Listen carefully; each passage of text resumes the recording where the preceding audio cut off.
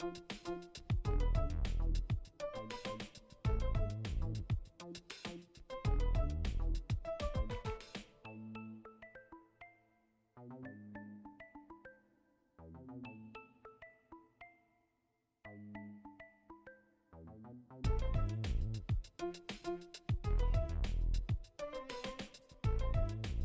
afternoon, everyone. Welcome back. I hope everybody had a great July recess. Excited to be back in person for a committee meeting for the first time in a very long time. I want to welcome everyone to the Smart Cities and Service Improvements Committee meeting for August.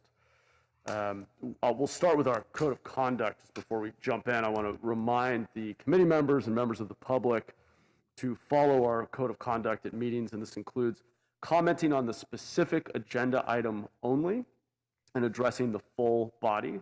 Public speakers will not engage in a conversation with the chair, council members, or staff. All members of the committee staff and the public are expected to refrain from abusive language. Repeated failure to comply with the code of conduct, which will disturb, disrupt, or impede the orderly conduct of this meeting, may result in removal from the meeting. This meeting of the Smart Cities and Service Improvements Committee will now come to order, and can we call the roll? Liccardo. Jones. Present. Foley. Here. Cohen. Here. And Mahan. Here. Thank you. All right, why don't I pass it over to Rob Lloyd to give us an overview of the meeting and tell us what we have up first. Thank you, Chair. Rob Lloyd, Deputy City Manager for the City of San Jose. Welcome to the Chair, the Mayor, committee members, and esteemed members of the public. Item A1 is a continuance of the allowance for members of the Smart Cities and Service Improvements Committee to attend meetings via teleconference during the governor's proclaimed COVID state of emergency. Staff recommends a motion and approval of this item. It requires a majority vote to pass per California Government Code. Neelam and I are here to answer any questions that you have. Neelam's from the City Attorney's Office. And if you will take that action, and if you have any questions, let us know. And can we entertain a motion? So moved. Okay. Second.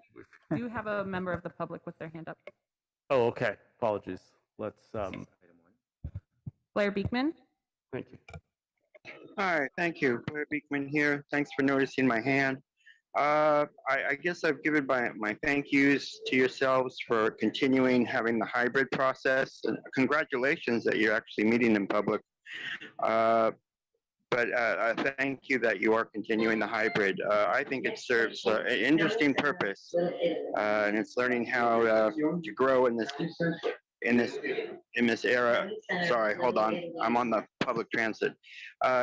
In this era of COVID, thank you that we're trying to figure out ways to adjust and work well. It actually brings out something about better demo practices. Good luck how we can, like with alfresco things, work on this issue in the future. I wanted to add that with the goodness of this sort of hybrid meeting process, the importance of data collection and the tech that's involved, I hope we can develop ways that people, if they're uncomfortable with this technology, that they can ask yourselves questions and be given answers about the open public policy practices that this sort of technology allows ourselves for, or gives to us and works towards. Good luck how we can have open public policies around this sort of work. Thank you. Paul Soto. Yes, good afternoon. Paul Soto from the Horseshoe. I'd like to address the fact that what we need is these meetings just to become a part of democracy, rather than using this AB 361, because what that does is it kind of like gives us a shield. Okay, we're going to do all this dirty work via Zoom. Okay, and now we have the legitimacy of the law to do it with. So what you're doing is you're providing yourselves a lot of cover, because Zoom is very, very limited in a lot of respects. And I only have 2 minutes, so I don't have time to go into that. But it's very, very limited. Okay, and it promotes democracy, a semblance of democracy, which I'm okay with. But what I'm not okay with is you using this law in order to rationalize it. That's what I have a problem with. So why don't we just go ahead and just make it a standard operating procedure of democracy in the way City of San Jose does business, and then just leave it at that and not hide behind these laws, because lawyers hide behind laws. I don't trust lawyers. I don't trust lawyers at all, because what they do is they use language and they pervert the English language and they twist it and they turn it and they turn it and they make something completely irrational rational. That's how come we had the decapitations here in San Jose, is we make the irrational okay and rational. Secondly, is this data collection that was previously mentioned, is that you're collecting a lot of data. I don't care if it doesn't have my name on it. I don't care if it still has markers. It still knows that it's coming from a particular computer terminal or particular phone or a particular laptop, and it gleans all this other information from there. And you're not honest about the way that information is used in order to conduct your business. And because of that, that's why I don't trust you. So I think we need more open government information. Back to the committee. Thank you. All right, let's vote. Licardo? I think he stepped back for a He moment. stepped out. Jones? Aye. Foley? Aye. Cohen? Aye. And Mahan. Aye. Mayor, would you like to vote? Thank you. Okay, great. Thank you. Okay, we are on to the review of the work plan. My understanding is the committee's work plan was adopted at rules yesterday. Is there any further action needed? Okay, great. And I don't see anything on the consent calendar, so we will get on to reports. Rob, do you want to tell us what our first report is? Absolutely. Thank you. Good afternoon again, Chairperson Mahan, Mayor Licardo, Vice Mayor Jones, committee members, and members of the public. Again, Rob Lloyd, Deputy City Manager for the City of San Jose. For our August meeting, City staff will present 2 items. First, under D1, we have an update on the city's innovation and technology project management, the impacts of related processes and policies, statuses of initiatives, and resolution of the city auditor recommendations presented in 2019.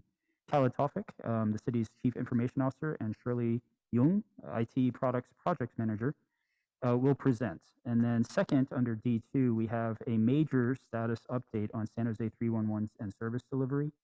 This covers service additions, performance and accessibility improvements, and equity efforts. Included is staff's address of items from Councilmember Mahan's, Chair Mahan's September 2021 memo approved by the committee. Herman Sedano and many department service owners, including James Dobson, our fire marshal, will present on that item. So to start us off, Khaled. Thank you, Rob. Good afternoon, Chair Mahan, Mayor Licardo, members of the committee and the public. My name is Khaled Tawfik, Chief Information Officer, and we're here to present the Innovation Technology Project Management Status Report.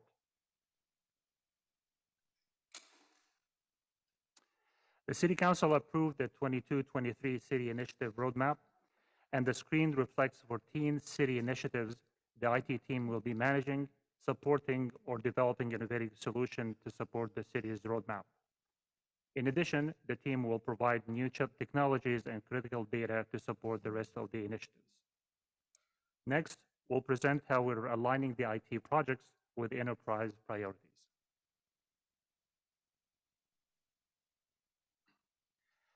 There are 32 major projects planned for this year, and the screen provides an overall status of these projects.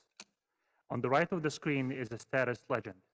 As you can see, gray reflect projects that haven't started or on hold, and the standard green, yellow, red to reflect the status of these projects.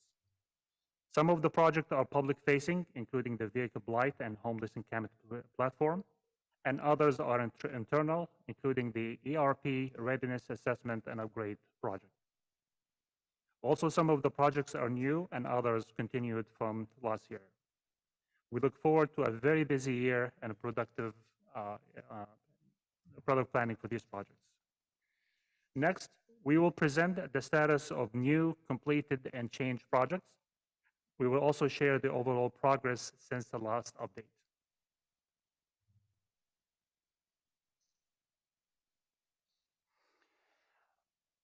Overall, the status trend is positive. Three projects 3 projects are now active and change the color from gray to green or yellow. 2 projects change the status from red to yellow, and the EOC project changes status from yellow to green. We look forward to completing the EOC projects next year.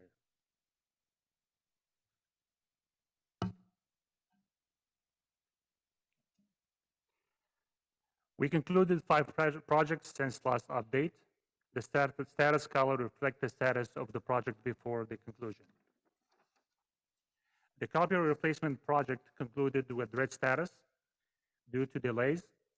But despite the excessive delays, this project is expected to save the city about $500,000 every year throughout the course of the contract.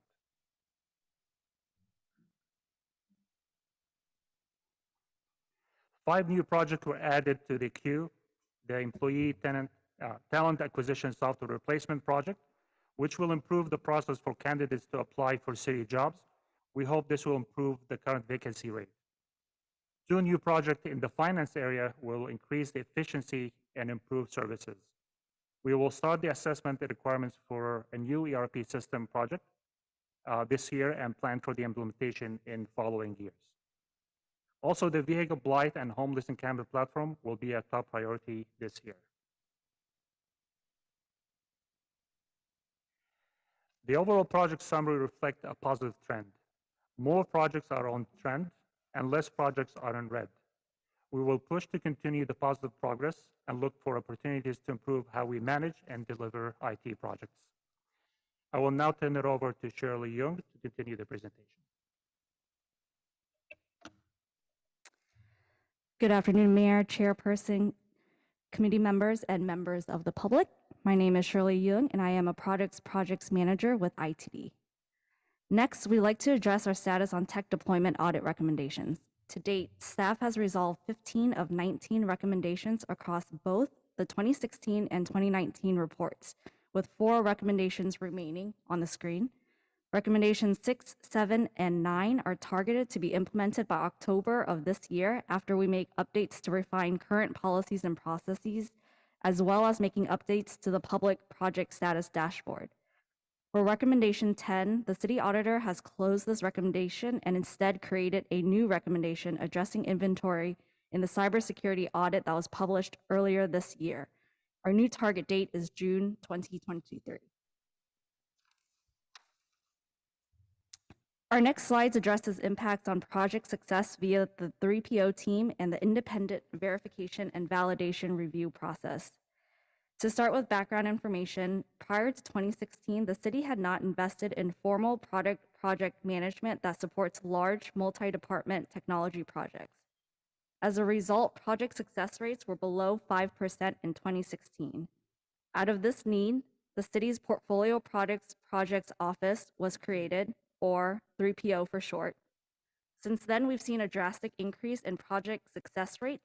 In the last fiscal year, we are at about 80%, which meets our department's fiscal year goal of 80%. We identified some areas of improvements, including additional training to address current challenges, as well as improvements to product and project management processes. To date, the 3PO team is fully staffed with 8 PPMs and a division manager. PPMs are assigned a portfolio to 1, work with departments on technology investments, and 2, execute successful project implementation. Next, we will focus on the independent verification and validation process, or IV&V for short. This process was implemented to prevent watermelon reporting, which is when projects are reported as green, however, are actually red and at risk on the inside. The purpose of the IV&V process is to ensure that projects are meeting the stated requirements and delivering on business value. It is an independent review done by an individual not involved in a project's execution, which is typically done by the 3PO division manager. Our next steps are to implement a process to capture impact to the public. The IV&V review is done once every 2 months for 3 projects. These projects are selected based on a grading scale. All assessments that come from the review are then summarized to the Smart Cities Committee. Once projects have been selected, the IV&V process starts with a review of the project by the 3PO division manager. If potential risks are identified, the review will escalate to phase 2A, which requires an internal experts group to weigh in on recommendations and next steps. If issues remain or escalate, then 2B would require an independent consultant to be involved. I'll now hand it back over to Khaled to discuss the Citywide Dashboard. Thank you, Shirley. The IT project dashboard is published online and updated every month. The dashboard is intended to increase transparency and fulfill the audit recommendation. As you can see, the dashboard is hard to read, and if you can read it, then it's hard to understand.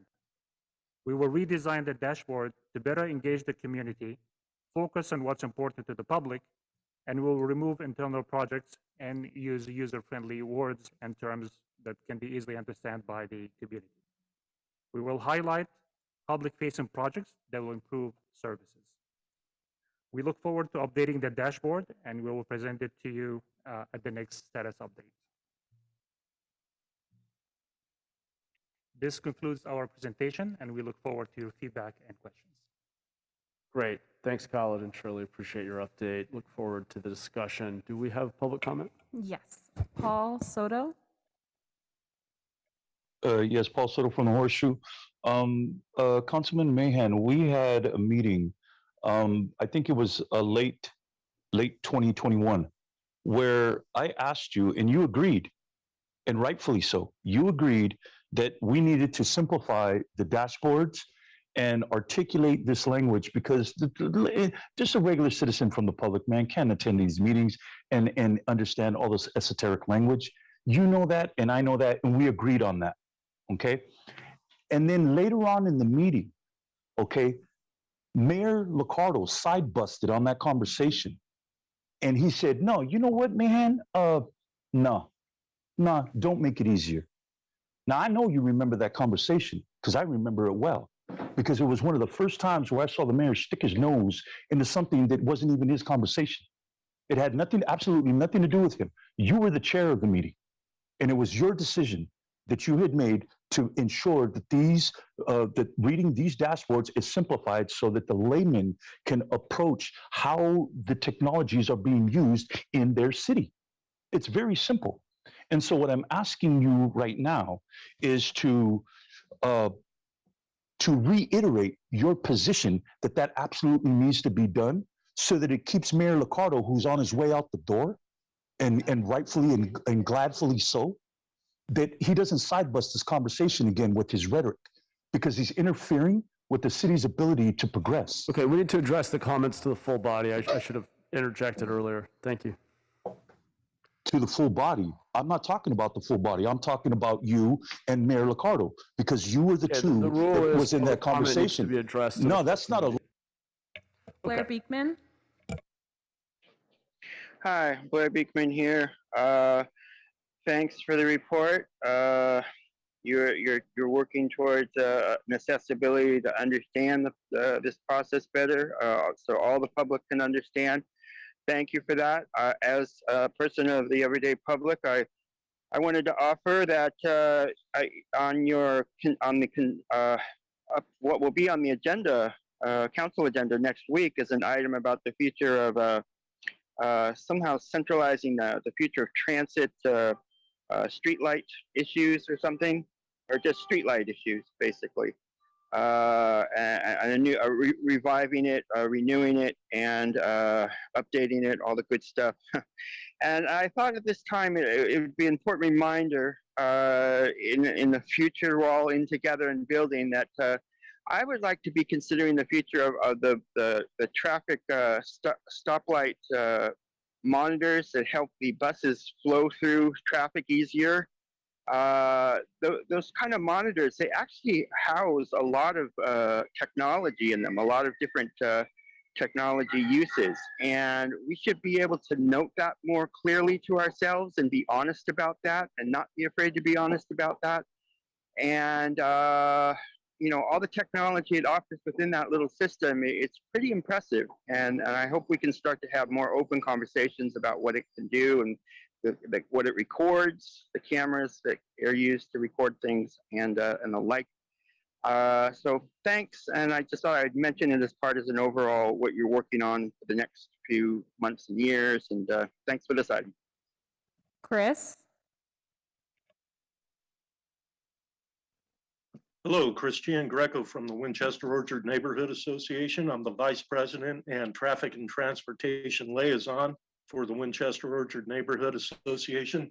I'd like to speak regarding the memo for this item, Innovation and Technology Project Management, the letter from Mr. Tafik from July 25th. On page 2, scrolling to it here, page 2 shows one of the 5 strategic areas to advance city capabilities as the last one being demonstration, reimagine the city as a laboratory and platform for the most impactful transformative technologies that will shape how we live and work in the future. My question is, why should we only be looking at technologies? I suggest that we should be looking at innovative and transformative ways the city does business, particularly with interfacing with neighborhoods and residents. Technologies might lead us down the wrong path or to a dead end where ways of doing business might actually meet the needs of the people. Secondly, the paragraph right below that is to implement a citywide constituent relationship management system to better coordinate and respond to residents' needs. If the San Jose 311 platform is regarded as that relationship management system, I would say that's wrong. That the 311 app is merely a platform to receive input for city actions. It's not a relationship management system. A relationship management system would actively engage city staff with residents to meet residents' needs and build a functional relationship for solving problems. Back to the committee. Thank you. Do any of my colleagues want to jump in? I'll make a motion to accept the staff report. Okay. I'll second it. Okay, great. We have a motion and a second. Let me just see if we have comments. And I apologize, this is my first time chairing a meeting in person. Okay. Mayor, would you like to comment? I'd like to, oh, here we go. There's the button over there on the left. Okay, I got it. Okay, fabulous. Okay, thank you. First, I just wanted to say congratulations on the success of the 3PO initiative. I think this is really demonstrative of what can happen when you get good people working hard together and pushing together, and it's really dramatically improved our performance, and I'm just grateful for everybody making this effort, and particularly I think it was Rob who nudged me, I don't know, probably 2 or 3 business cycles or budget cycles ago and said, hey, we really need to invest in project management. And I think that that effort eventually funded, got this thing rolling. And I just want to say thank you. I think this is a great thing and the right thing to do. I had a very quick question, I guess probably for Shirley, about I know there were a lot of projects and initiatives that just flashed in front of our eyes, but particularly the community Wi-Fi. I understand we've certainly gotten the 3 high school areas implemented. And I was under the impression that we'd have a couple more around this time this year. Could you tell us sort of where we're at with the remaining high school areas? Yeah, I think I can help out on that one. So we've been working with library, and library's been the leader on the digital inclusion, digital equity work. Okay. There have been some delays on that project, a reassignment of a contract that came to council and was approved. And then there are 3 additional builds, one very large independence in terms of the physical space. I think all those are due for early 2023, but we'll come back to you with your official dates. Okay. They are on track and they have been updated, and they changed color because those mitigations have been put into place to address the delays, supply chain issues, and contract issues that we ran into. Okay, wonderful. And I think actually Ann Grabowski might be on. Yes, she has her hand up okay. if she wants to comment. Mayor, thank you so much. Ann Grabowski, Division Manager with San Jose Public Library, overseeing digital equity initiatives. I'm actually really excited to tell you that just today we learned that the Independence network area, as well as the Andrew P. Hill attendance area, are at 99% completion on the installations and will move into final testing and public benefit next week. So 2 of the 3 attendance areas that were in flight are actually coming in for landing. We are facing some supply chain issues that will lead us to close out Oak Grove on schedule, but of course we would have liked them to be closed out already. And Mount Pleasant and Silver Creek, which are the final 2 networks in our portfolio, are in procurement now, and we're actually about to award a contract for Mount Pleasant. Silver Creek is in procurement, and those will be closed out in the early part of 2023. But we are well on track and excited to get those closed out. That's great, Ann. Thank you. With regard to Andrew Hill and Independence, it sounds like we are likely to get those up and running by the time school starts. Is that fair to say? It is fair to say the networks won't be optimized by the time school starts, so we can't guarantee full performance, and we'll still be tinkering with, antenna directions and things like that to make sure that everyone gets the best service. But they will be open as we go into final optimization. Those networks will be public and people will be able to use them. That's great news. As I recall, those are really large catchment areas. I think another 70, 80, 90,000 people. Is that right? They are. We're looking at approximately 564 access points. And I can come back to you on the final population that should be served by those, but they are significant areas of the city. Okay, wonderful. Really look forward to seeing those up and running. Thank you. Great. Great, thanks, Mayor. I don't see any other hands. I had a quick question. First, I will echo Mayor Liccardo's congratulations to the team. It's clearly come a long way in improving how we manage projects to ensure that we deliver value to the community. So I think that's something very much worth celebrating.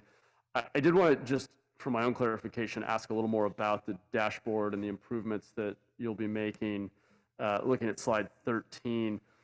Can you remind me what the difference is between value and impacts?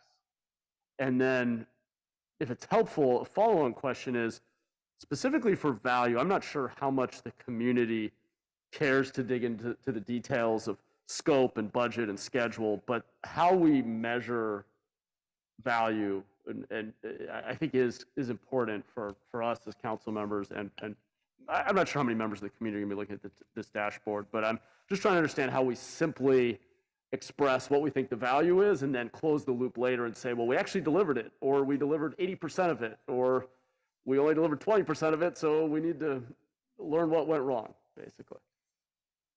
Thank you, Chair Mehan. Khaled Tawfiq, Chief Information Officer.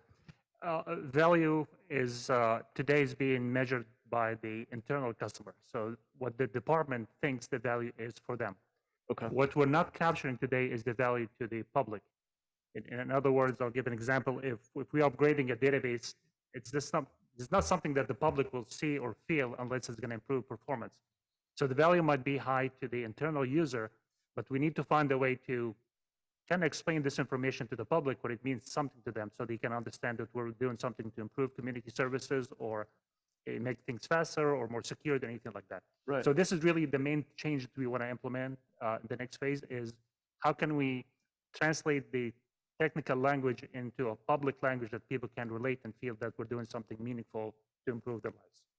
Right. There should be some, I hate to use the word trickle down effect, but there should be somewhere down the line, it create some public value, even if we're making very internal investments. Absolutely. Yeah, and council member, just because of the history, the value is business value. Impact actually came from your memo that was adopted by, approved by the committee. And that's supposed to translate it into how this touches the community and how this would be important to them. We have to get better and better at that language, though. It's not coming quickly or naturally. We'll keep working on it. Okay, I remember the conversation last year, and I could see people being confused between value and impact. They feel very similar. I think it's probably fair to say there's an internal facing value that we're very acutely aware of because it affects our day-to-day operations. And then there's how do we put in simple terms what the public value is, which could be a savings to taxpayers. It could be freeing up staff time to do other things, whatever it might be. So what is the timeline for your, sounds like you'll be improving how we quantify and communicate that? We have already started the conversation, and we're hoping with definitely by the next 2 months, but hopefully by the next update, which we update it monthly. So we're hoping to make gradual improvement over the next couple of months to get it to where we need it to be. Awesome. Makes sense. Good to be iterative.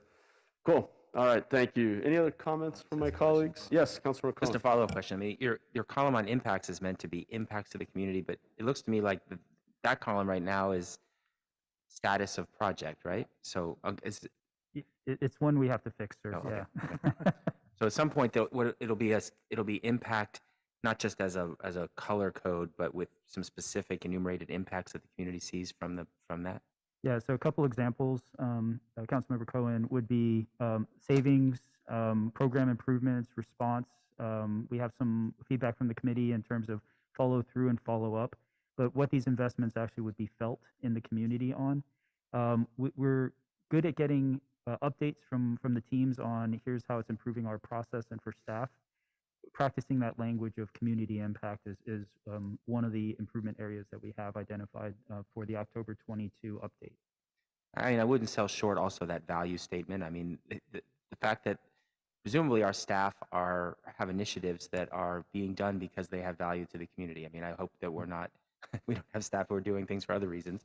So, if it has an impact on the way they can perform their job, on the effectiveness of that role, presumably that's an effect to the community. So we should be able to, I think, come up with a measure that sort of encapsulates both of those things.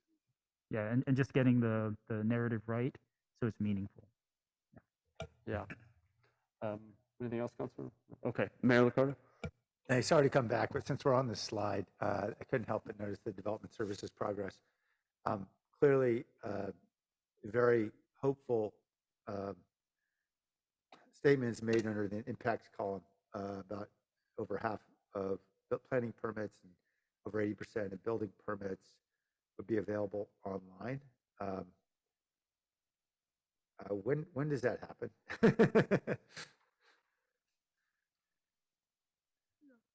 Mayor Liccardo, I'm sorry, can you repeat the question again? Yeah, in terms of getting to this goal, the statement on this slide under development services transformation is that when SJ permits 2.1 is when that's released, then we're going to reach this pretty ambitious metric where over half our planning permits and more than 80% of our building and public works permits will be able to be accessed online and be able to apply for online.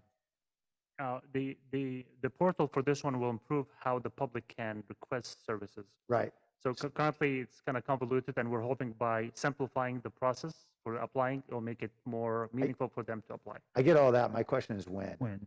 Oh, we were supposed to go live in August, end of August, but we encountered some concerns from the departments related to the usability of the interface. Yeah. So we decided to take a quick step back to reassess whether this is the best way to implement the dashboard or not.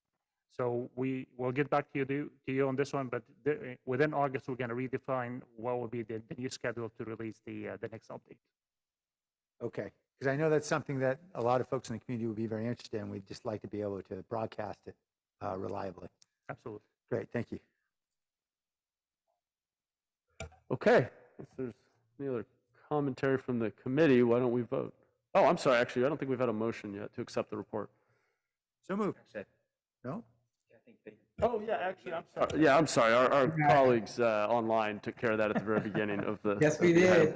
Great, thank you so much. Let's vote. Liccardo, Aye. Jones, Aye. Foley, Aye. Cohen, Aye. and Mann. Aye. Okay, great. We're on to our second report. And Rod, did you have any intro you wanted to give? Or I think you mentioned what it is. Yes, Jump sir. in. Yeah, just a quick intro. So San Jose 311 services span many departments. CALID Herman Sedano behind us is our SJ311 project manager, and James Dobson, our fire marshal, are going to present. We actually have a lot of leaders from across city departments and all the service SJ311 services from respective departments, and they're available to answer any questions on the new services performance and impacts of the improvements. So this is really a team effort, and then leading us off is Khaled.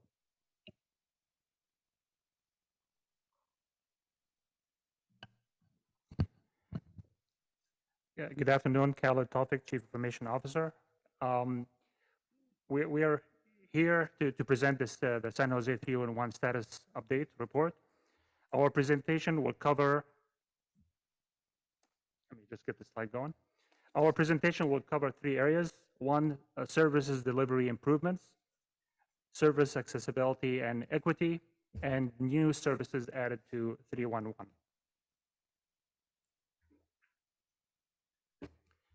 The information on the screen provides an overall status of the 311 public adoption and service performance.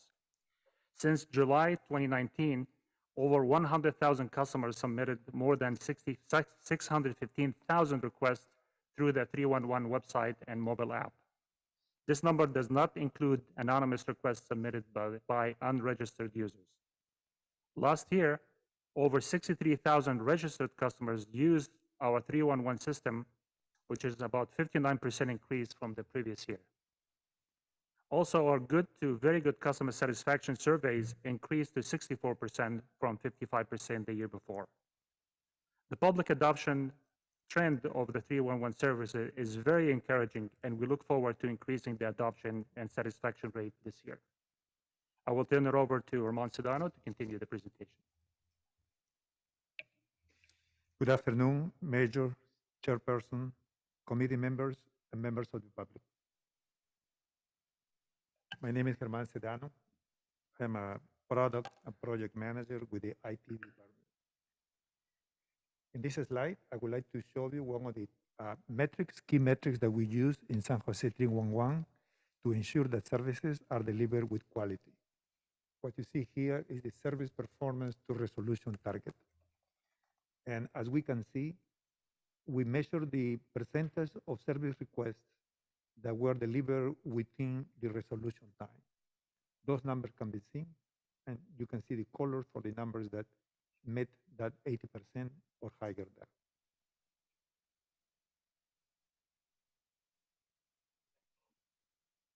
Next, I would like to provide an update on the 4 services that share process improvement plans back in December of 2021.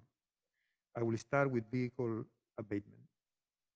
During the last quarter, we have seen a 3% decline in the number of very bad and bad ratings for the service.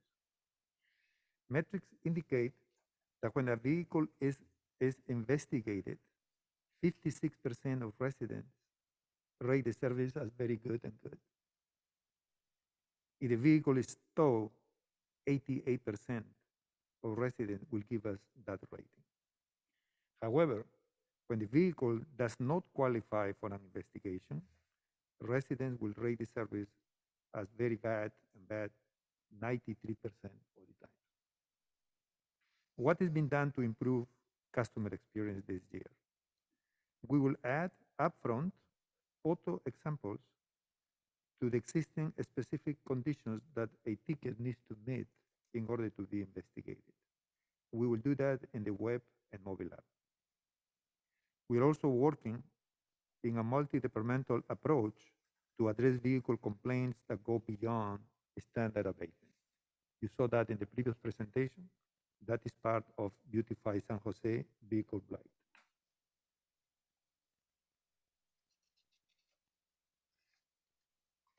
Next, I would like to go to potholes. Service delivery improvement on potholes can be seen that in the last 4 quarters, the resident satisfaction for this service has increased by 5%. Also, for this service, 90% of requests met turnaround time targets. What actions were taken to get to this point? We work very closely with the service delivery group, and we update the messaging part of San Jose 311. By making those adjustments, by looking into those messages from the UX perspective, we saw that the residents had a better customer experience. Another thing that this department did, they migrated their database to Unity back in June 2022.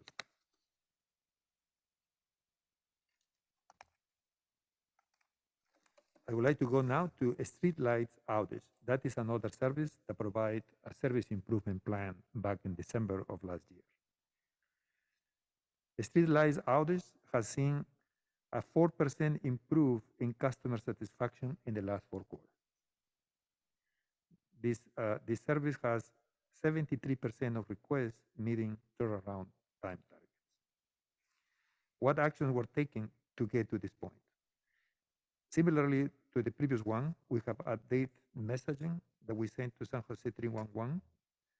We explain residents about some complicated repairs taking more time to be addressed. And we also include a phone number that they can call in case they have any questions. An action coming up this year, this department will have their database migrated to Unity by December 2022. What impact we will see out of this migration? Number one, work being done by folks, by employees on the field will have notes that will be sent to residents. So if, for example, a service request requires working with another entity, such as PG&E, that information will be available to the resident so that he or she will know that the ticket might take longer than original planning.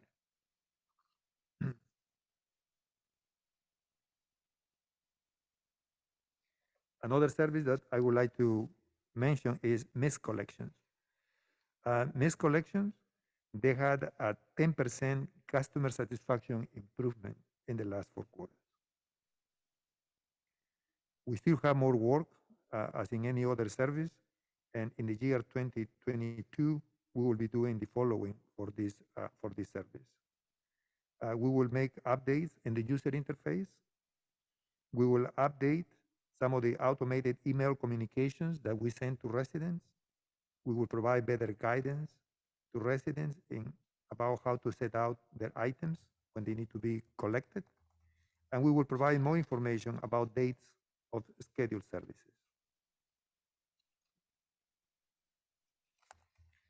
Next, I would like to go to the next item, which has to do with service improvements for equity and accessibility.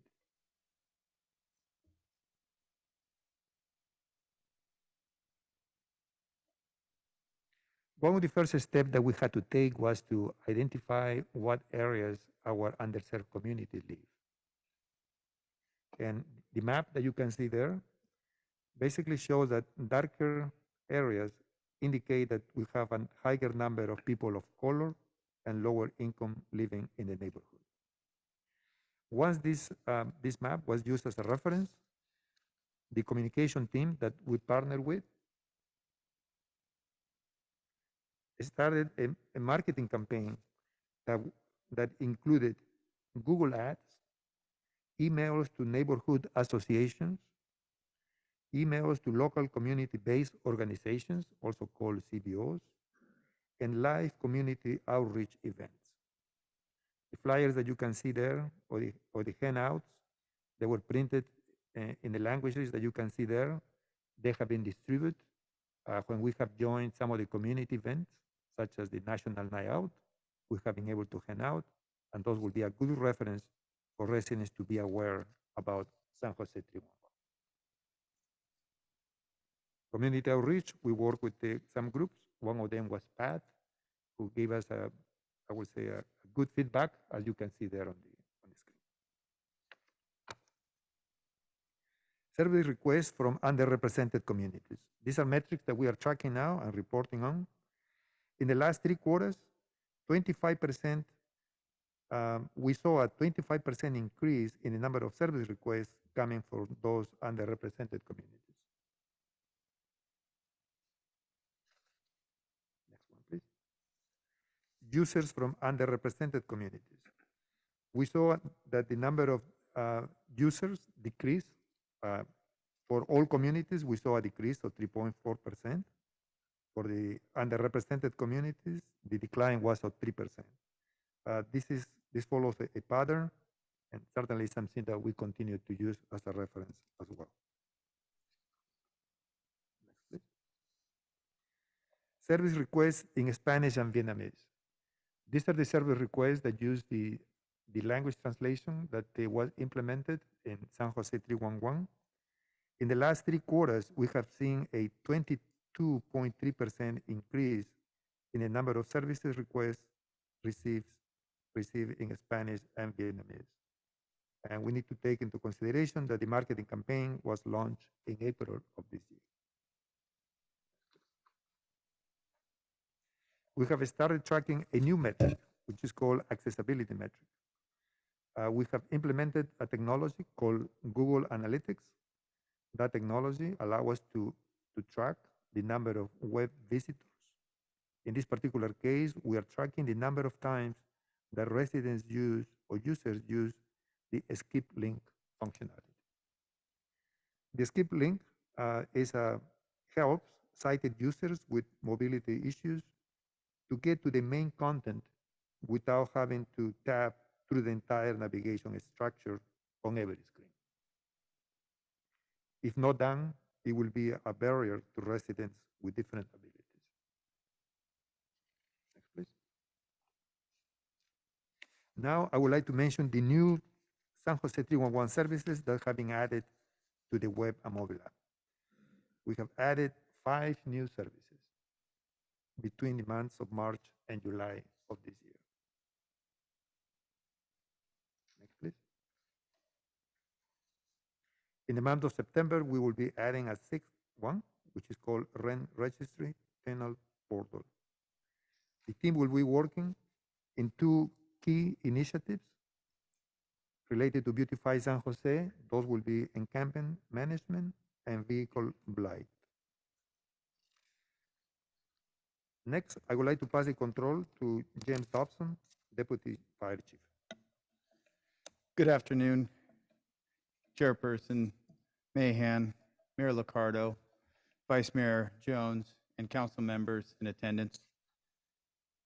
I'm James Dobson, Deputy Chief and Fire Marshal for the San Jose Fire Department.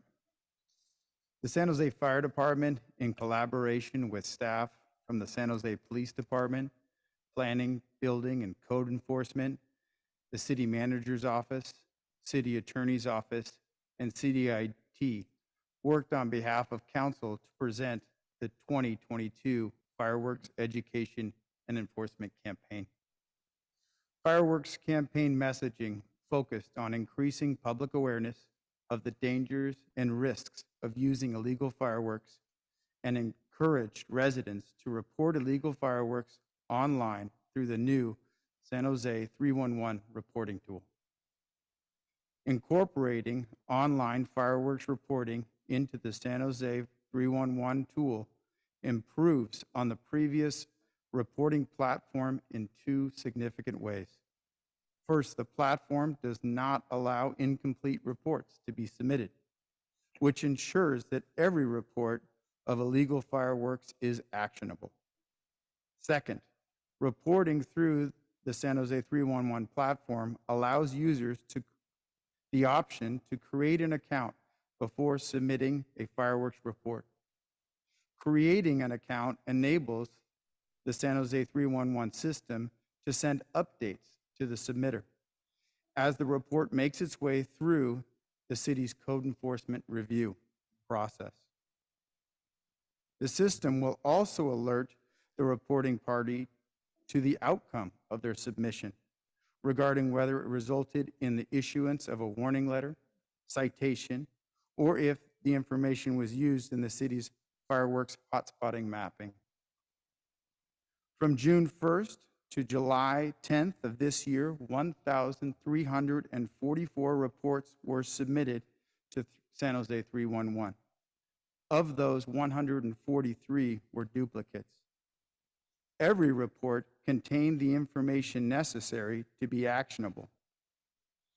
During the 2021 4th of July reporting period, 1,769 reports were submitted, but 72 of them were incomplete and unactionable.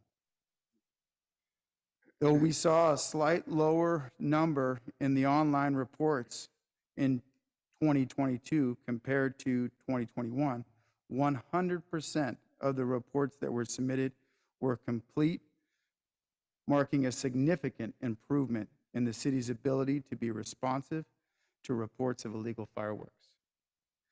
The San Jose 311 reporting tool also allows residents to submit information anonymously without creating an account about illegal fireworks use. This information is not actionable by code enforcement, but the data is utilized for hotspot data mapping. This year, 1,328 data points went into the mapping. Next slide. These maps will be utilized for targeted education and enforcement activities during the 2023 illegal fireworks campaign.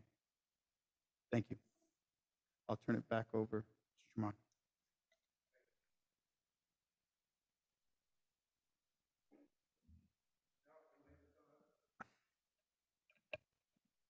Now, I would like to summarize the accomplishment from the San Jose 311 team for the year of 2022.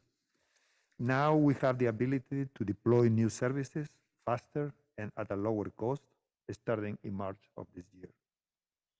A new data analyst joined the team back in April of this year. We have a faster cycle with the service team to develop service enhancement. We have a strong collaboration with the communication office for marketing campaigns. We also have seen an increased collaboration with community outreach programs. To summarize, we have 5 new services added, and we have 1 more coming in the month of September. All of this was possible thanks to the collaboration and participation of the following teams.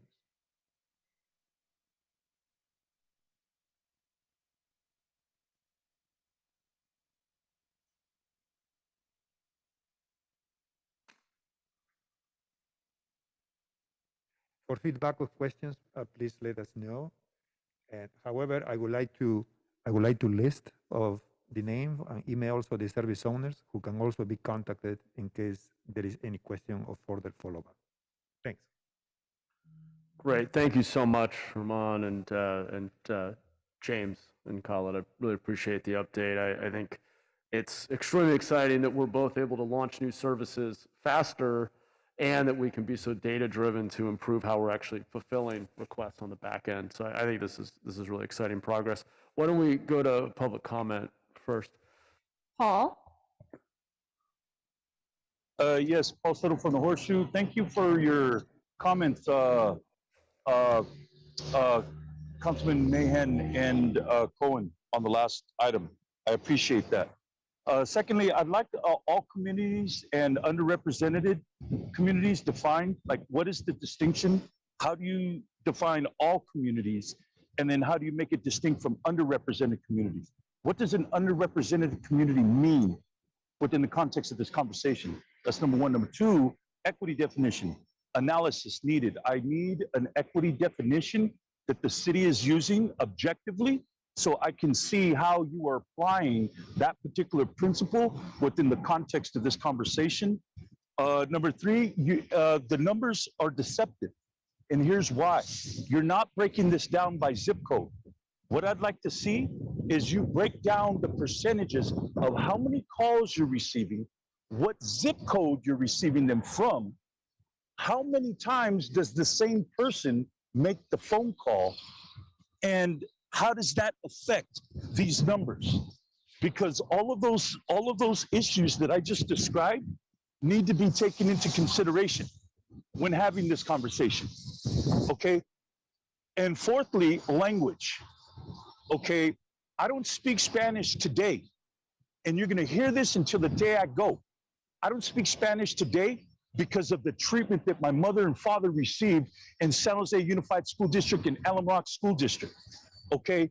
That was 70 years ago, okay? It's about time that this city start putting some prioritization in making sure that there's a human being on the other end of that line, and that human being is fluent in both Spanish and English. Let the Vietnamese worry about themselves. I'm concerned about Spanish speaking, because Spanish was against the law. It was against the law to speak Spanish in this city. So I want now, from now on, for a human being to be on. Molly?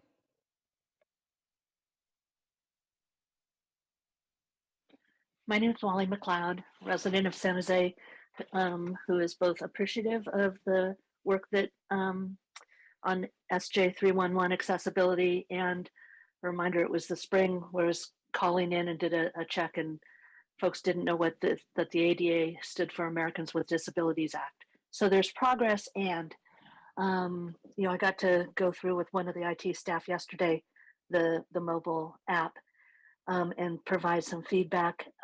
What doesn't yet exist is the capability or training to have trusted testers do that work themselves in-house. There isn't a contract, and the reliance upon volunteers to check is something that the 10th largest city, I think, can do better.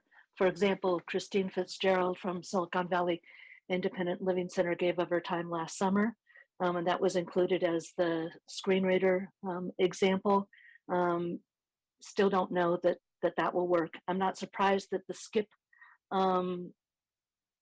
shows few people, because why would screen reader users go to SJ311 when the past experiences been barriers? So it's really vital to actually have the outreach to organizations like Vista Center, which provides resources of, by, and for people who are blind or have low vision. And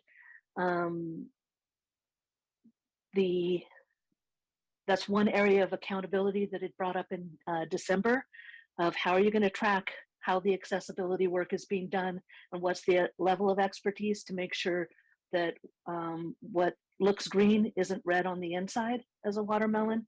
The way you can do that is actually set standards for accessibility knowledge, and to ensure that both staff and contractors have that, and the relationships to ensure that the people who need it are saying it works. Thanks. Blair? Hi, Blair Beekman here. To simply note, there is a mobility committee in San Diego, California, that should be of interest of yourselves, that hopefully can help mobility questions that were being addressed from the previous speaker. To give my best shot to speak about these things, you know, San Jose was doing study sessions about 311 ideas, you know, way back in 2017 and 18. And, you know, they were trying to address what is the future of community health and human services ideas before the needs of more and more law enforcement. And, you know, the potential of the study sessions of 311 are just a lot from San Jose. You're offering some of them today here. Molly McLeod offered how things can grow. Paul Soto offered ways. He asked questions about equity. So to hear input from the community, and the previous speaker, a previous caller on the previous item, he mentioned ideas of what exactly is 311. I think he was trying to ask what are the questions of its potential in-house city staff will be working on its issues. So, I mean, good luck to all of us how we're addressing kind of just a public community process and what that exactly can be, because the potential here is pretty incredible what it can do in our future. I think cities around the Bay Area are understanding this and wanting to emulate it, and so good luck in continuing these good practices and what can really develop from the 311 program in our future of less policing and more community health and human services ideas. Thank you. Chris? Hello, I'm happy to hear that the city of San Jose is implementing this new vehicle blight option. The abandoned vehicle option has not worked in my community on a number of levels. Many frustrated residents across the city of San Jose are relying on that app, the 311 app, to report illegal parking. And instead of there being a vehicle blight option, perhaps there should be an illegal parking option. The vast majority of blight vehicles are illegally parked. If you had people the ability to receive input on illegal parking, you'd be able to build data on where the problem parking areas are and how they're getting resolved. You'd be better able to eliminate blight by eliminating illegally parked vehicles. In addition, if there was that illegal vehicle option, you know, that would require that would get city resources, parking compliance resources out to cite vehicles that are parked illegally because they're not registered on the road. My $2 registration fee that goes to the DMV and back down to the county, to the city of San Jose's abandoned vehicle program, that I pay that diligently on all of my vehicles. The people that don't pay their registration vehicles are the ones most likely to avoid paying those fees and the most likely to abandon their vehicles on the streets. They're not paying that fee.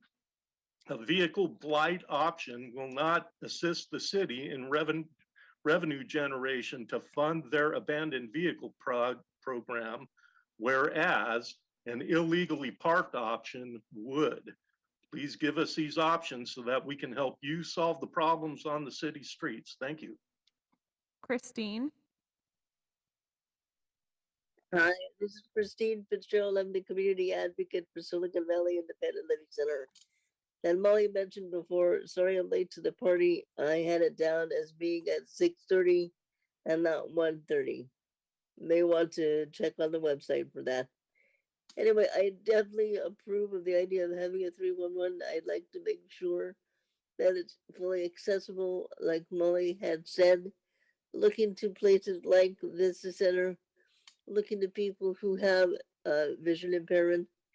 It's going to be very important for your dashboard to be able to function with any screen reader. I use an iPad where others may use Zoom Text or JAWS or some other feature. We need to make sure that no matter who does what, that the website is 100% accessible to all.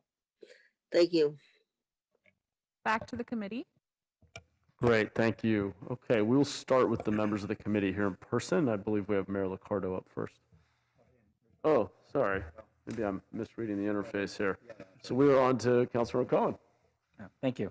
All right, I have a number of questions. I want to start with the vehicle abatement. First, let me just ask the question about the distinction between the vehicle blight and vehicle abatement. I want to understand that better. I know under vehicle abatement, there's categories for that you're asking people to give evidence. Many of those are the blight conditions, right? So how are we separating these reports? How will people understand where they go to make a report? Thank you, Councilmember Cohen. We actually have the vehicle abatement team on as well, but let me preface that with under the city roadmap, Beautify SJ Vehicle Blight is one of the initiatives prioritized by council. And underneath that charter is bringing together a couple different needs that have stranded across multiple complaint types that your offices have been receiving. The bottom line is not every vehicle is one that is abandoned and qualifies under California Vehicle Code and our ordinances for that type of response. But cars with people living in them, things that contribute to blight, vehicles that are actually violating some of the parking, but we don't see it as often. We're bringing all those teams together, so parks and recreation, housing, DOT, code enforcement, and PBCE, and saying how do we create one inlet that actually has multiple lines underneath to keep it simple on the public, but get those in the lines that they need to get in for the right response. Because one of the things we've discovered from vehicle abatement is when we shove all vehicle complaints through one line and they're unable to respond to that type of service request because it's a different department or the process needs improvement, is the resident is never satisfied. So this is a way to bring those multiple departments, those multiple complaint types together and try to make a simple and better process for the public. So that's the concept for that, and we actually have some initial designs. Herman has the charter for that one, and we're working with the departments to get that down. One more comment, and then I'll see if Heather or Laura or others want to respond. But the part of that is also capacity. For example, our solution for people living in vehicles, it is advantageous if we can help them and get them to a safe parking lot. It gets them off the street and the neighborhood's happier. It gets the person the support they need. Unfortunately, we don't have spots to put them in. So we're going to run into some challenges like that, but we will be coming back to this committee in November with that design work, what we've worked out, what the resource needs are, where some of our challenges remain, and how the departments will create that cross-purpose process.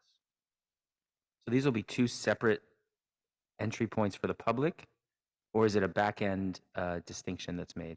The hope is one inlet for the public, and depending on what you answer, you get in the right line, so that you don't get kind of app fatigue where you have to know which one to go to. Wish us luck, because So it'll be a vehicle report, and then based on the kinds of conditions they enter, it'll get put into the right category. that is the aspiration, and we'll be working more on that in the next month and two. Do we have? Oh, sorry. Did you want somebody else? No, go ahead. I don't know if there's any. Thank you for the clarification. I think that's good. Do we have a number of reports that we get in the vehicle abatement section? I mean, I've heard numbers like 50,000 a year, but I wanted to know if you have updated numbers. We do have that data. I'd actually turn that over if Heather can be activated. Heather Hoshi. Good afternoon, Heather Hoshi, Division Manager in DOT, responsible for parking and downtown operations. Those higher numbers, the 50, 60,000 numbers, were obviously pre-COVID numbers. Since re-engaging vehicle abatement post its temporary suspension during the onset of the pandemic in June 2020, we have since seen numbers more in line with the 30,000 service requests annually.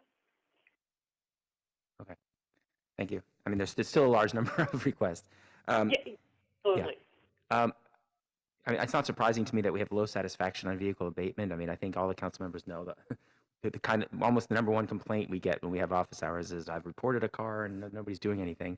And it obviously what they really want is to be towed. Second, they want it to be cited. So obviously there's high satisfaction when a vehicle gets towed. That's because that's the hope they're getting.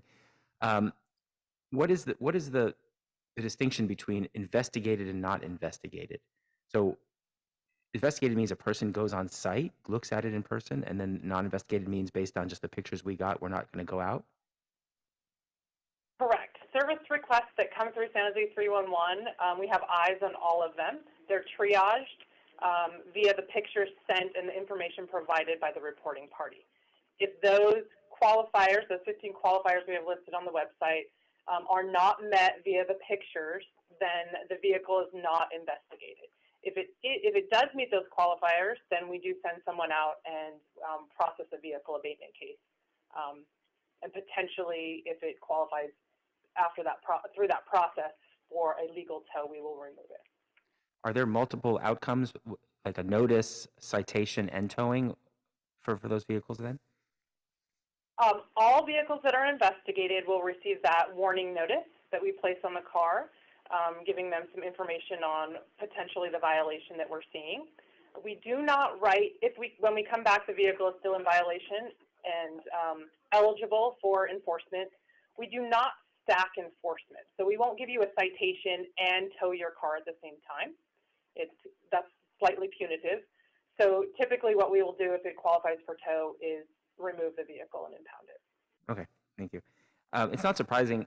Another thing that doesn't surprise me is that people are dissatisfied because I think there's this understanding, and I know our ordinance, I believe, says there's a 72-hour parking limit on the street, and we're not enforcing a 72-hour parking limit. We've said that in our system now, that it have to meet certain criteria. So maybe this is a question more for my council colleagues about, do we want to revisit the ordinance in a way so the public understands what it is that they should ask for and can be more satisfied by the outcome? Because if we're not enforcing an ordinance and people are going to be upset that we're not taking vehicles away that have been there for more than 72 hours, we're guaranteed to have dissatisfaction with the service we're providing.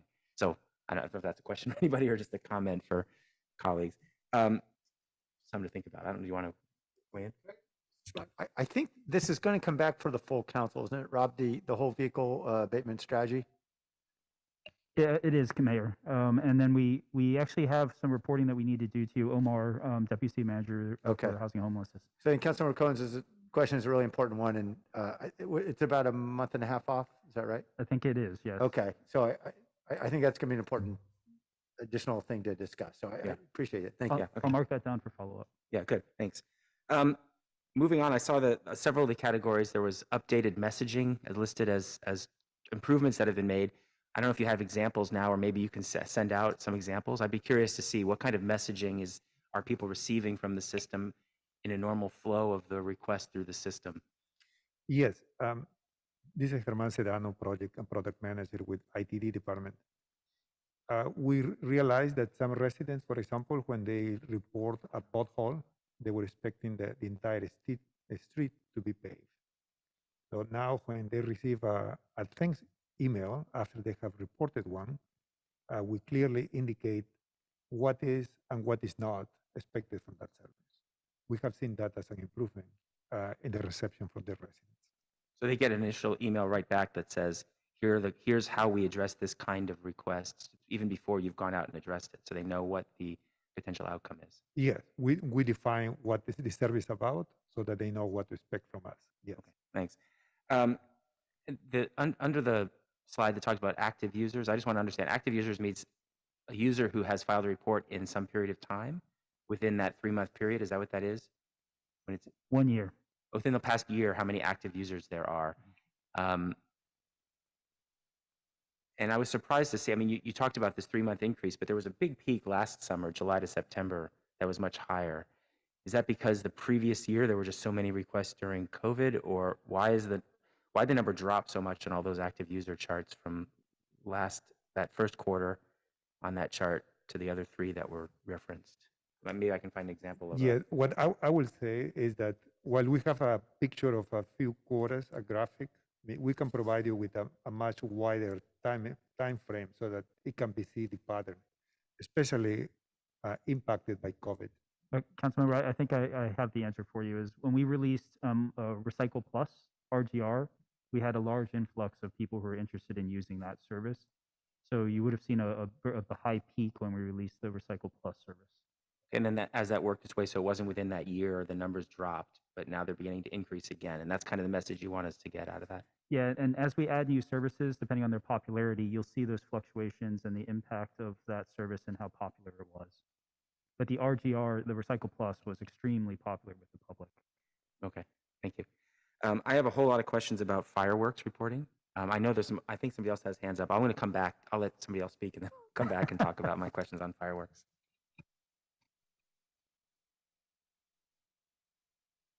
Okay, I think we're going to Councilmember Foley. Great, thank you. Thank you for the presentation. I have a couple, Councilmember Cohen asked a couple of my questions, but I'd just like to get some clarification on the new key initiatives under Beautify SJ. Rob, you talked a little bit about the difference between vehicle blight and abandoned vehicle. So if a resident is getting ready to report an abandoned vehicle or vehicle blight, they're going into the app and then they're asked a series of questions, and then it's funneled into either blight or abandonment. Is that right? No, so the Councilmember Rob Lloyd, Deputy City Manager, the process that we're designing is that it goes to the right department and the right team. Right now, the challenge and why we have such a low customer satisfaction rating is we put any kind of vehicle complaint into the vehicle abatement queue, and their team isn't the one that responds to a good number of those processes, so they close them, and then the resident gets upset. And so our initiative is to actually design a process where they input what's necessary to go to the right team for appropriate response. And one example is, for example, lived-in vehicles. They will get lots of complaints, but if there's anyone in the vehicle, the law says you can't be towed. So there's a different response that is required for that. But right now, the only line we have is vehicle abatement, and it's not meeting, and not all the requests are vehicle abatement, so the complaint and satisfaction ratings are really low, or too many complaints, too low a satisfaction. Does that answer your question, though? Not really. So under but thanks. Maybe I wasn't very clear on my question. So under Beautify SJ and the new and two new initiatives, one's the encampment management, which I'm going to ask you about next, and then the other is vehicle blight. Yep. Under that, if I go onto the app, is it going to say vehicle blight? And how do I know my abandoned vehicle is blight? Or I mean, I guess how do we simplify the user's experience so that they are reporting what is of concern to them, and then also they're getting the response back to how we intend to respond, whether it's an abandoned vehicle, stolen, it's a the condition warrants it to be towed, or if it's a lived-in vehicle, that sounds like it's being reported, but we can't do anything about that necessarily. So I'm just wondering how on the vehicle blight component of the 311 app, how it's going to be improve the reporter's experience and also accomplish what we need to do to take care of blight on our streets or abandoned vehicles on our streets. Understood. So the That intent makes right- sense. Kind of complicated the way I didn't word that very clearly, but hopefully you got it. I think I did. So let me answer it this way, and you can tell me if I hit the mark. The project that we have and the chart that we've created is one service where that inlet is easy for the resident because it's vehicle complaints, vehicle blight, whatever language we come up with. But you go into that, and based on your responses, it gathers the right information and goes to the right team. That's still in the planning, analysis, and design phase. Herman is the project manager over that, and there are 5 departments that are coming together to design that process. But on your question, it would be one option to replace vehicle abatement. People would come into that, and based on their complaint, it would gather the right information and go to the right team, and then the communications would go to the resident based on their responses. This went to this team. Here's what to expect, and then the follow-up communications for follow-up and follow through, and then follow-up for closure. So that's the intent right now, but it's still in planning, analysis, and design. Okay, and let's say a neighbor is reporting a lived-in vehicle. How do they know that we can't really do anything about that? So the contemplation on that one is if we ask, is someone living in that vehicle, it will then trigger some information on the response that says, because this was lived in, here's the process that the city will go through and what to expect next. And so part of it is good communication. And then as the city and housing department works on those safe lots, if there's more capacity, then we can route more towards that type of handling. Right now, as we understand it, there's 8 spots. None of them are for use for the city. But as that capacity develops, then we could use it. It also would be the data to show us what we need. So if we're seeing dozens of lived-in vehicle complaints, unique ones, then we can report to council and say, hey, this is where the data is pointing us, and departments can come to you with options and requests. Okay, great. Thank you. That helps me with that component. Now I have a question about the encampment management. The council offices get questions all the time about encampments and what are we doing about them, and just all sorts of questions. What will the resident do when they is this the encampment management? There's a unhoused person living or there's an encampment growing near my neighborhood. What kind of send someone over?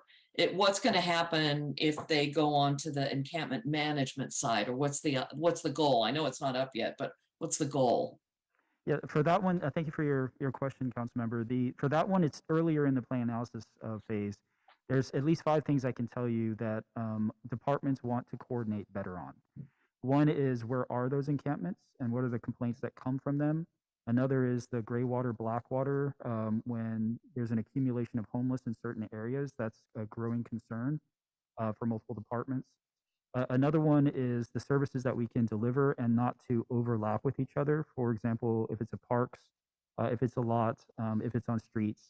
Right now, we occasionally run into each other and collide on response because people have, different departments have their own responses. And this would be a way to coordinate between departments and make sure that all the hands are linked and people aren't stepping on each other. Another element is the data to say what contractual services we need and how much, because there's various departments with different contracts, and so we need to see what the workloads are and demands are that then tie with what we need to ask for in resources and how we need to contract that across departments. And then the other piece is the trash. That's one thing that multiple departments are struggling with, but how do we manage the dumping illegal garbage, those types of things for cleaning up and to resolve that blight complaint. So those are core. There's more in the list from the departments, but we're still going through that, and we actually have a meeting on Monday for the multiple departments to keep on going through the requirements. One thing I can share is we're also looking at encampments management systems used by Seattle and San Diego. They've had a head start because they've had some sponsorship from corporate partners, and then we're going to see how usable those are for tracking and managing response and support services, possibly even with integration with the county HMIS, their management system for the Health and Human Services response. So there's a lot to this one. We're very early in the process, so I can't make any commitments right now, but that's what the departments are looking at.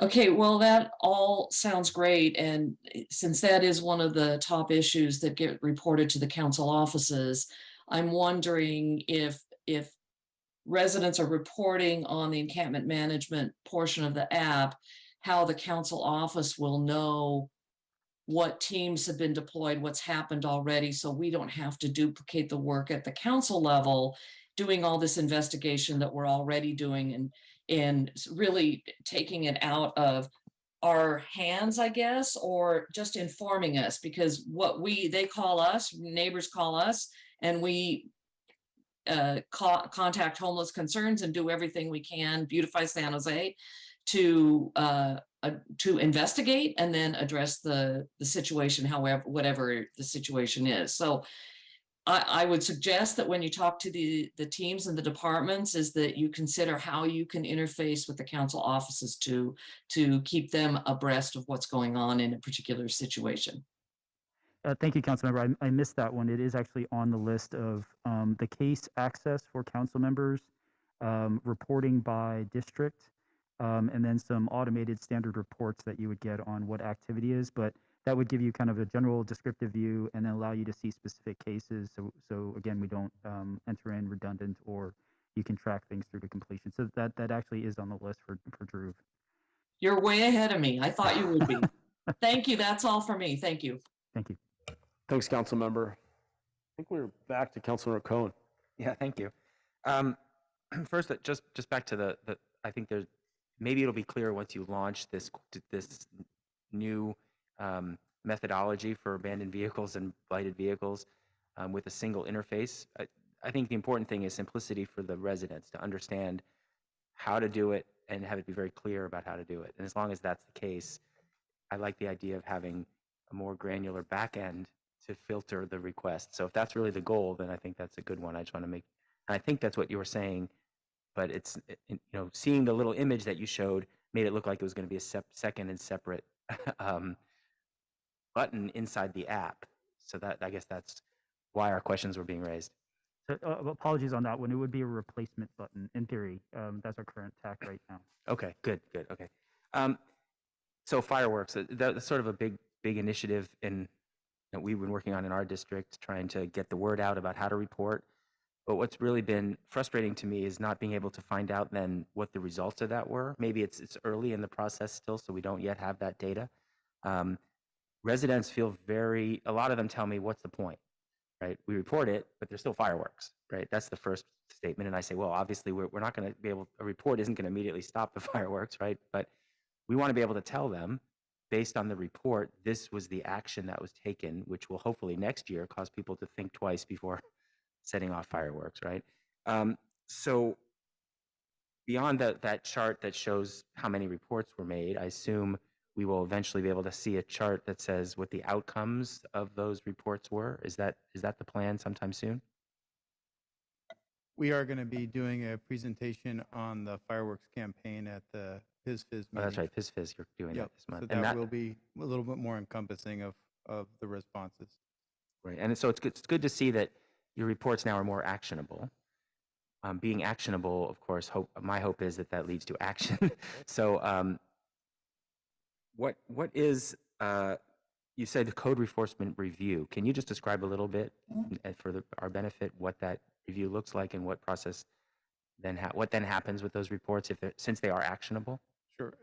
And again, James Dobson, San Jose Fire Department. So for the administrative enforcement, code enforcement does the actual implementation of the enforcement actions.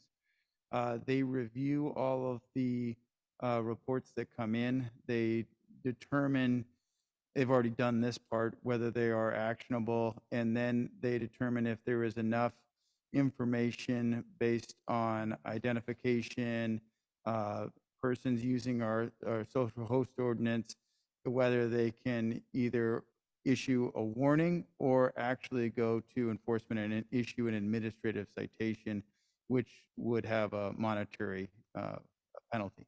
Okay, and then those, we expect to have some data about what numbers of letters and citations were issued at that PISFIS meeting. That's That where is that's going to be correct. presented? Okay. And Councilmember, we also have Rachel Roberts from Code Enforcement on, if she'd like to speak.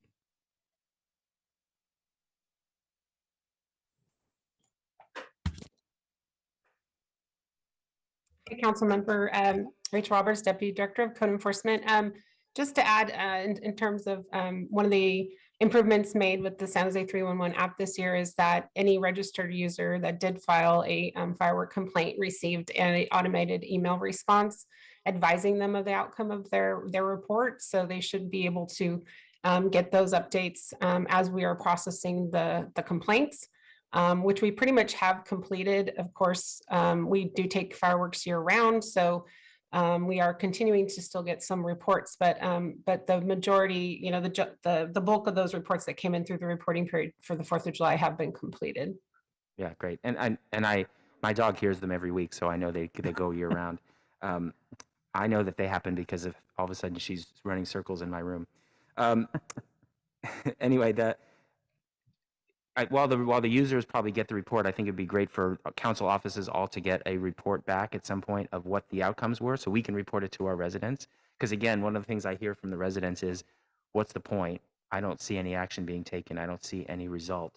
And so if I can share with them, "Hey, look, there was this result. This did happen." In fact, you know, while we often hope that citations go down year over year, I'm hoping they're going up because that means that there's actually a better system in place to use our to follow our ordinances and enforce them. So I'm hoping we can say to them, "Hey, this year, thanks to your efforts of reporting things, we had a whatever % increase in the number of citations that were issued and the number of letters that were sent out."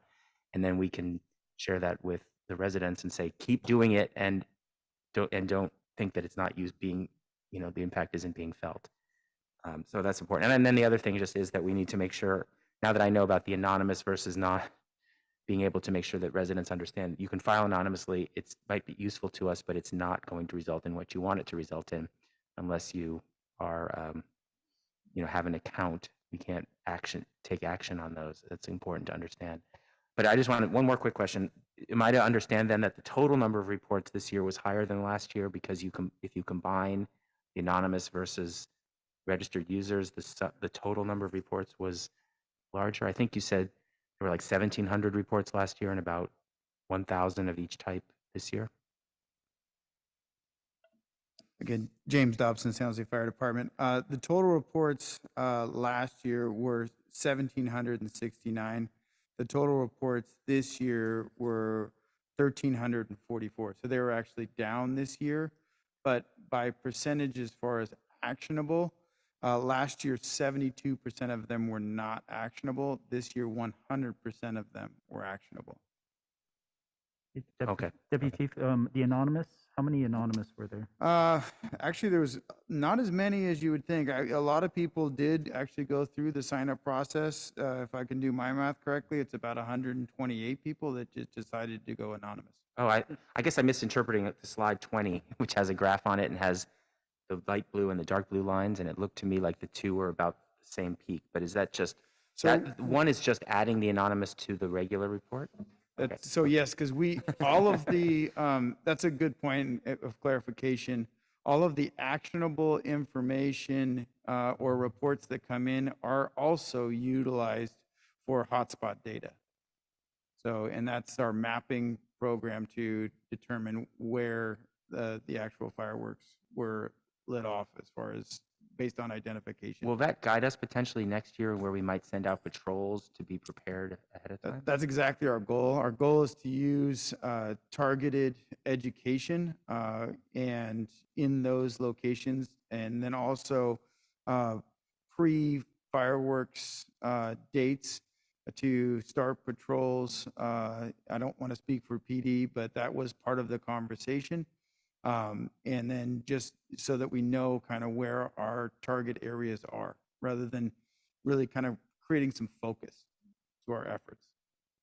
Yeah, okay. See, Councilmember, I just got a message from Rachel. We had about 600 anonymous, so combining the two, we're about the same then. About the same. Okay, so maybe a little bit higher this year than last year with the anonymous. Okay, that's helpful. That's good to know. Because it does look like the anonymous number on the 4th was about the same as the registered user, but lower the rest of the month. So that's good. Okay, and we have, I mean, there's a good chance for me just to mention in general, we're working on the major issue in Alviso is basically our biggest concern, where we have people who set up set up bleachers in front of front yard and set off and have fireworks displays, and we seem to be unable to stop it from happening. So regardless of where we get this data, there's another step, which is how do you actually step in when these things are happening and stop it. But another conversation, maybe that's for the PIS meeting. Yeah, one data point I can add is we looked at the air quality map just as kind of an outcome measure. San Jose actually did better than the surrounding cities, except for in Alviso. It had very high particulate and the air quality went down very quickly that evening. But the rest of San Jose actually looked better than the region. So just I'm not sure if that's helpful. And I'll tell you, I went up on top of the hill in the East Foothills and watched the skyline, and there were a couple hotspots in sort of the east side south, and there was a lot of areas that had less than in past years, but I could see Alviso lit up. So just raising that point. Okay, thanks. Thanks, Councilmember. I hope you'll join us at PIS this month. I think you had a lot. Why don't we go on to Mayor Liccardo? Hey, thanks. Thanks, everybody, for all the hard work. Super excited about all the new services that are coming on, 311, among them the fireworks. I think those are all great additions. Rob, I know I occasionally call you saying I'm stuck. I've been stuck several times using the 311 app. For example, most recently, if you ever choose an app selection, a function that takes you to the city website, you'll never, ever get back.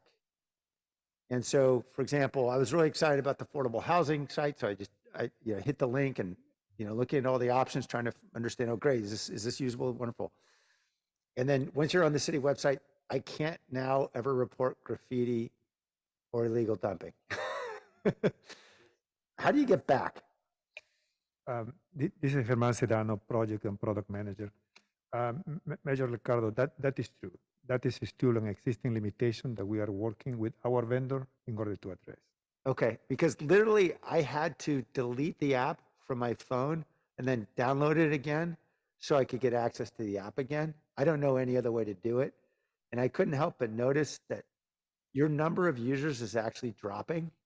And I'm just wondering if other people are having the same experience. They're getting pushed off the app and they literally can't get back on the app.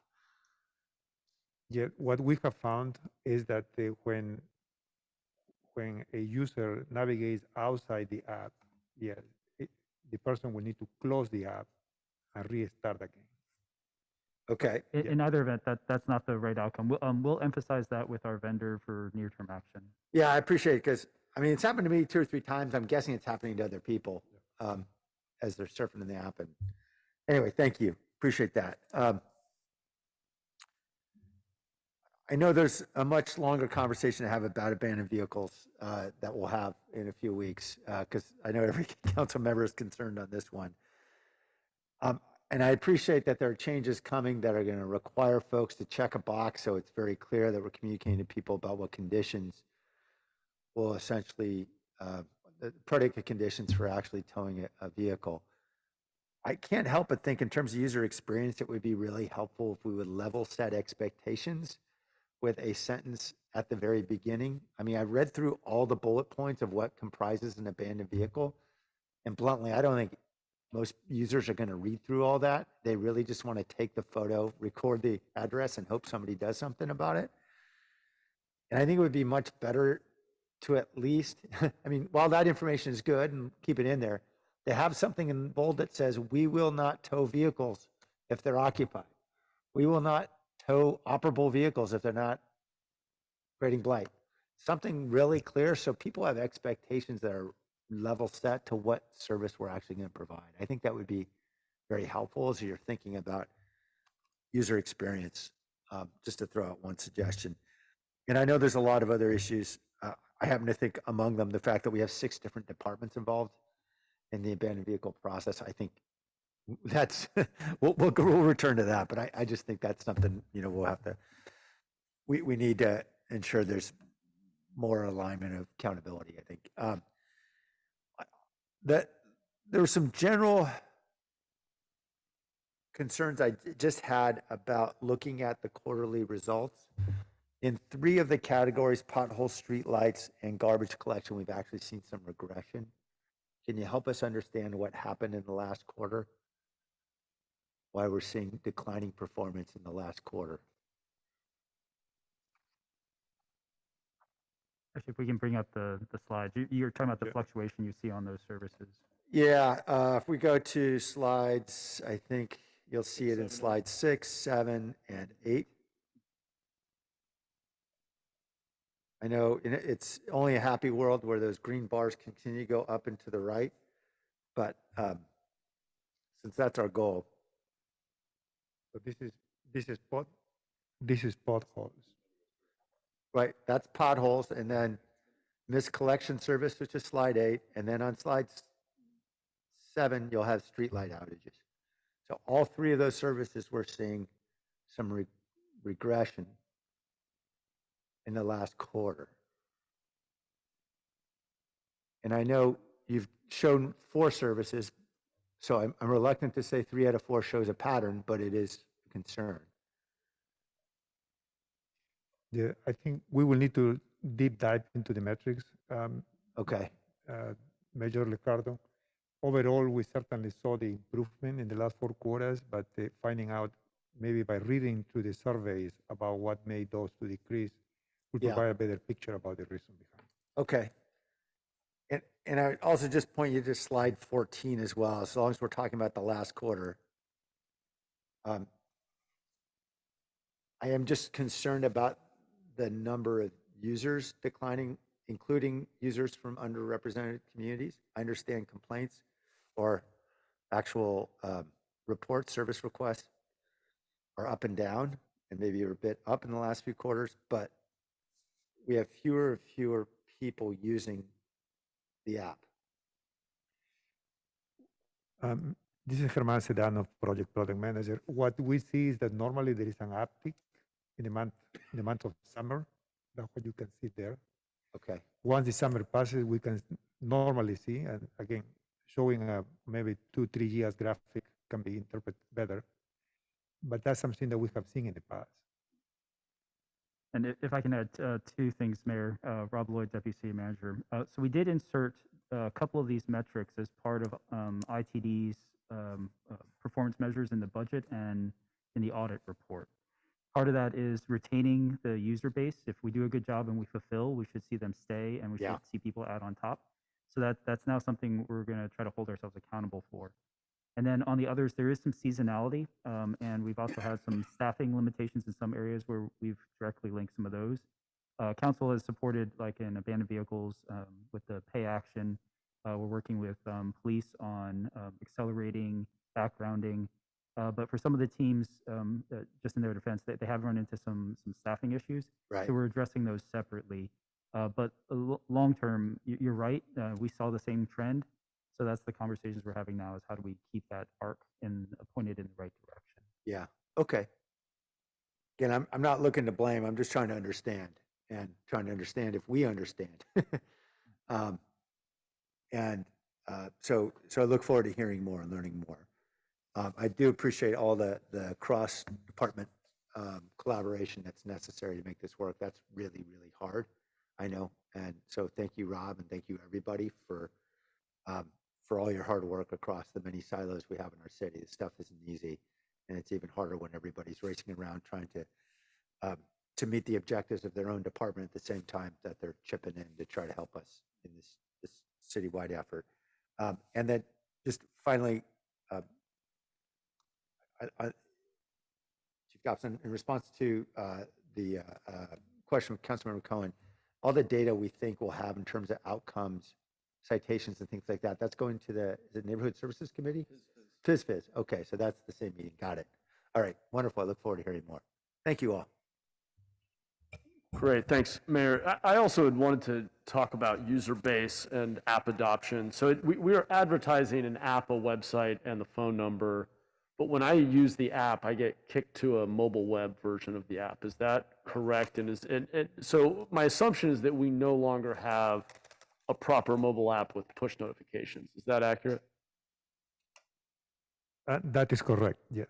Okay, so I mean, the downside obviously is that that limits our follow-up communication to primarily email. Is that right? Is there, or how else are we, is email the only way we're able to close the loop with folks, given that we don't have a notification option? Maybe you wanna, sorry, you wanna explain that? Yeah, let me back up. It seems to me, so I was kind of going along the same lines as Mayor Liccardo here. It seems, I was trying to read between the lines on slides 6, 7, and 8. And it does seem that we've seen some decline in satisfaction, specifically bad and very bad has ticked up on a couple of those, particularly around potholes. It sounded like from the actions taken and or next steps that you identified that part of the hypothesis was just around better communication with users. And that's been generally a theme with these services. If we are clear with people, setting upfront expectations, following up and closing the loop to tell them we investigated, or here's what happened, or here's why we couldn't take action, or whatever it might be, it really comes down to communication with the person requesting the service. Obviously, we'd like to have 100% fulfillment, but the basic bar is just a lot of communication. I think people appreciate that. So are we limited at this point to only communicating with 311 users when we're closing the loop, when we're coming back to them to tell them, thanks for filing your request, here's what happened, or we were able to fulfill it, or we wouldn't? Are we limited solely to email at this point? We have seen a couple of opportunities that we have used. Number one is we have added additional text, for example, to the UI, so that upfront a resident will read what is the service about.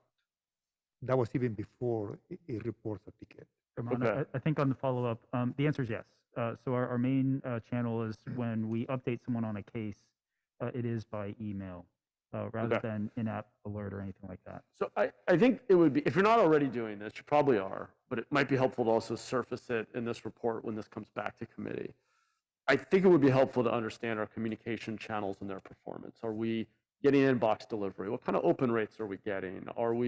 What percentage of people have given us a phone number we can text? Are we using it? We know SMS open, quote unquote, rates are still generally over 90%, which is very high. Email can often be 10, 15, 20%, depending on the service. So, I mean, I guess I worry that with only being so dependent on one channel that is increasingly low response, we've limited our ability to communicate effectively with the customer, the resident here. Maybe I could also back up and just ask: Are we still feeling confident in our decision to move away from native apps with the push notifications? I can take that one. We are also considering, Councilmember Marhan, implementing what's called PWA, Progressive Web App. That will provide a better communication, a better response. that is what most of the technology is going. So that is part of also our product roadmap. And sorry, give me a little more context. I'm not familiar with what you're describing. You're considering doing what? There is a new technology. Is used by several apps. I understand that. Just to give you a couple of examples, I think Facebook, Target, for example, they use what is called PWA, Progressive Web App. It's a solution that allows to have a shorter application, a shorter size app on your cell phone, and it still allows to have a communication similar to a native app. Okay. That is what we are considering, and certainly be glad to share when we are ready. And I can add two things to that. One is it does mimic a native app, but it doesn't have to be housed on the store, but it has some of those features. We are also just on the side working on the Apple agreement to host. Some of the terms, and the city attorney's office can validate this, the terms of the most recent hosting agreement are pretty onerous, and the one-sided, and the city attorney's office would recommend we not sign it. So we're working through some of those considerations. But it does limit our access to the Apple Store. We're confident in the decision not to have a native app, just in terms of cost and development and speed. But we want those features back. Hence why the PWA direction is what we're looking at. Yeah, and I've developed apps, fully understand the trade-offs and costs, and I get it. And I'm sure there's a lot more context that we're not going to fully flesh out here. It strikes me that there's a real risk that we could enable all these great services, and if we're not able to reliably communicate and specifically close the loop with people, tell them we did it or we didn't, and here's why, that could be a real vulnerability for us in scaling this. And then I did want to and I'll wrap up here, but I wanted to talk about scaling the app. When do we feel like, and do we already feel like we're at a point where we should be focusing on user base growth? We talked a little bit about underrepresented communities. That's exciting to see that we're doing some advertising there. Are there other opportunities to cross-promote the 311 service with other high touch point? I generally see 311 around other city services, but we're still touching a fraction of our city's population, and I think we've got something here that, while it needs to continue to be improved, is pretty impressive. It's a lot of different useful services, and quite a few of them have pretty high satisfaction rates. So what are the thoughts on marketing and growth of the user base? The honest answer to that one, Chair, is we'll work more on that one. The campaign we did was, we actually saw a lot of good results when Herman and his team actually went to community events. And we saw an uptick on our Equity Atlas communities, the higher numbers, when we actually did that kind of outreach. We actually haven't explored the cross-marketing concept yet. So that's great advice. Let's take that and come up with a campaign to further reach those audiences. The three things we did was the marketing, social media marketing, the marketing in those neighborhoods, bus stations, that kind of stuff, and then the in-field work that Herman and his team did. But some of that we curtailed when COVID was at its heights. So we'll take a look at that, but we actually didn't have cross-marketing on our list, so we'll add that on. If you have any other advice from your experience, it's well appreciated. Cool, great. Yeah, I'd love to follow up and talk more about scaling the user base as best we can. Obviously, there's cost of acquisition and all, but I think we've got something pretty powerful here, and as we're continuing to refine it and improve on the service, we also need to get it in front of more people. And then finally, actually, sorry, but I will be very happy to entertain a motion after this, but do we do regular user testing where we actually bring a diverse sample of residents in or do this virtually, of course, to use the app where we can just watch and see what barriers they run into?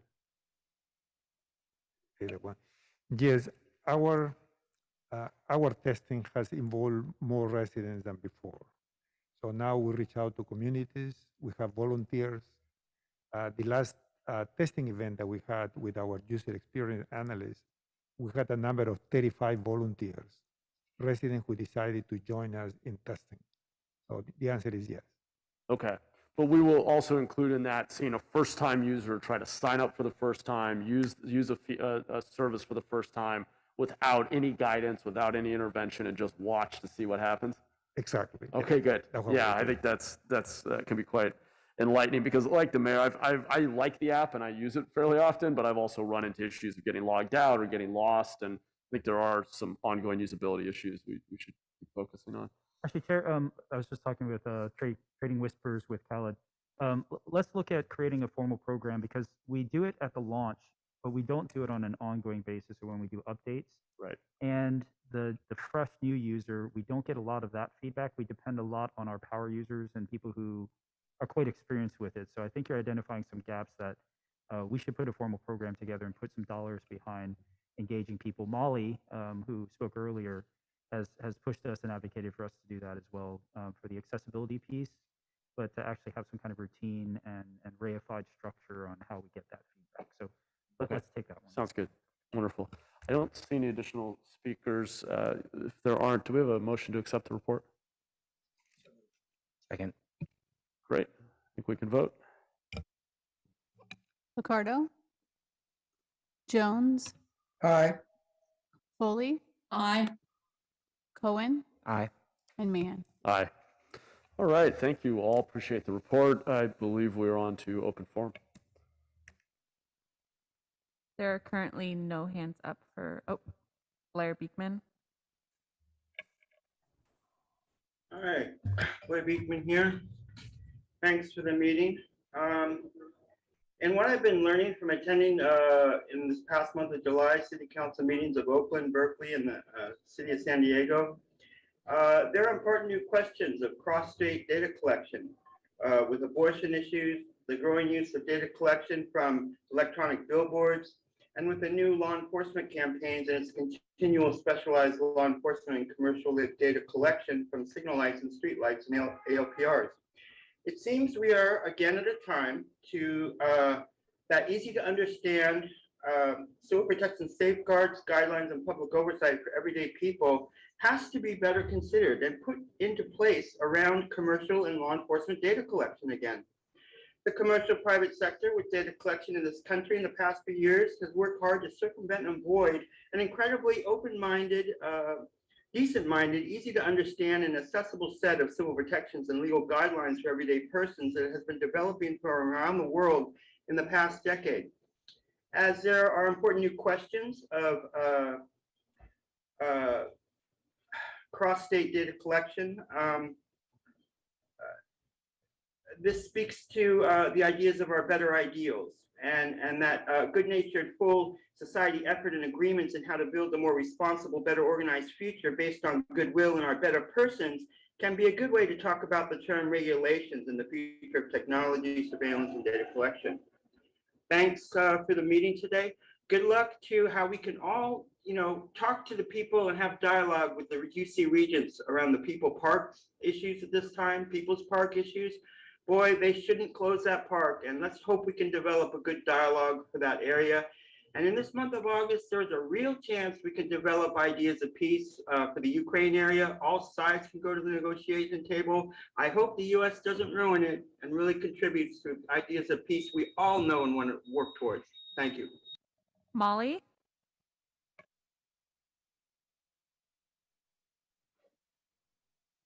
This is Molly McLeod. Thank you so much for your consideration and your updates. I'm excited about the growing likelihood that testers and trusted testers and users would be incorporated. That with regards to the progressive app, I also believe that the disability standards aren't set there. City of San Jose may want to consider opportunities as the federal regulations open up related to the Americans with Disabilities Act standards for websites. As a Title II entity, and I know the progress that's being made on the city's websites, the capacity building. There's some wonderful resources, even for somebody who started out as a Luddite. The Section 508 federal free training on how to become a trusted tester. I've gotten most of my way through it. So the actual skill level from everybody we can continue to raise the bar. See that also on the social media accessibility. Often there's life-saving messages that need to reach the whole community, and as well as ordinary information. So as we're mindful about adding alt text, even saying our names for the speakers who say your name in this meeting, I really appreciate it, because if you're calling in or are on a small screen or multitasking, it's much easier to follow who's saying what. And so there's some easy accessibility practices that we can add, as well as the more financial commitments that are also needed. Thank you so much. Paul? Yes, Paul Soto from the Horseshoe. Yes, thank you for the meeting. We're at a critical time in human history where we've never had the ability to, number one, aggregate the amount of information that we have on a human being. Number two, to be able to process that at the speed with which we do it. And number three, the power to implement that into public policy decisions that affect human beings' lives. We have never, ever, ever in the entire human history been at a point where human beings could do that. And so I think that there's an ethical question here that needs to be fleshed out. And as much time as you spend on vehicle abatement, as much time as you spend on an app, I think we also need just that much more time talking about the ethics of how you are acquiring this information, what information you are acquiring, how are you using that information that you are acquiring, and how that influences your ability to make a policy decision. Rather than using this esoteric language where, yeah, I'm talking, yeah, but I know Lee's gonna chime in on this and blah, blah, blah, and you just keep going. And that signals to Lee, okay, I need you talking right now, dude. And you guys do this like constantly all day long, and you keep it within your own loop circle. And me as a citizen of this community who pays all of your salaries, okay, you're doing this with city money. This isn't a private corporation. You guys are doing this with city money, with government money. This is taxpayer public money that you're doing this with. So to maintain this semblance of esoterica is really an offense and an affront to the citizens of San Jose. And so all I'm asking for, man, is that we start moving in the area of ethics and morality and stay. Chris?